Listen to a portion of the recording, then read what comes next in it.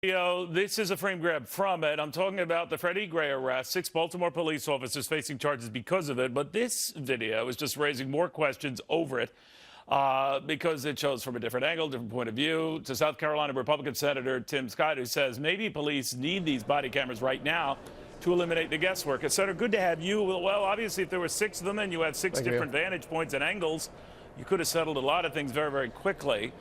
Some of those police groups, as you know, Senator, are concerned that they're being fingered for being guilty and every one of them having to strap one of these cameras on to prove the point. What do you say?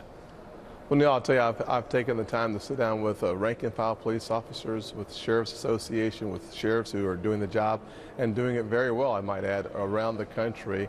And the consensus that I've received from these organizations and from these individuals is that law enforcement officers who wear body cameras are safer on the beat than those who do not. I say that for the reason that we see a 60% drop in the use of force, which means that the law enforcement officer does not have to go to extreme measures to protect his or herself, and 90% drop in the complaints against law enforcement officers, which means that even suspects act differently when they know they're on video.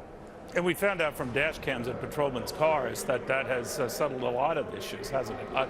What kind of response are you getting? How likely is this right now? What do you think?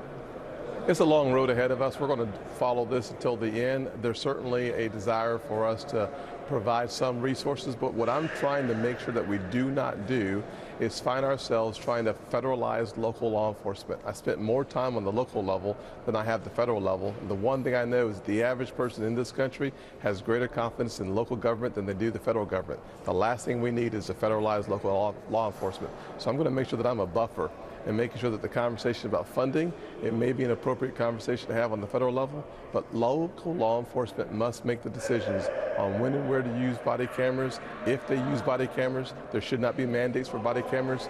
Local law enforcement has done a very good job over a long time. We need to make sure that they have the tools and the resources necessary to keep the public safe and go home every single night. But do you think, Senator, in the heat of an arrest or a moment or dealing with an unruly target, that it would make a difference? Would they still behave the same way?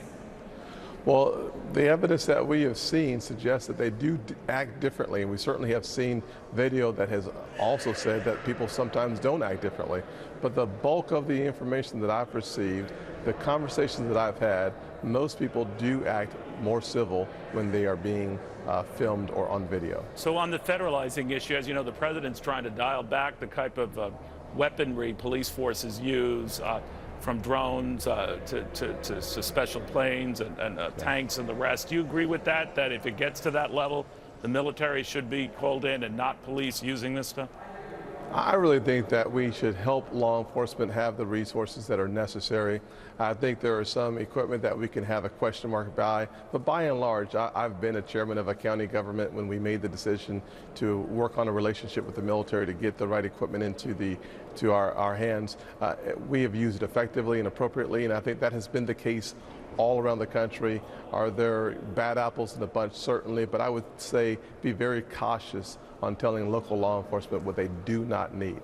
All right, Senator Scott, it's always good seeing you. Thank you very much. Thank you, Neil. Good to be back. All right, Senator Scott, we're going to be exploring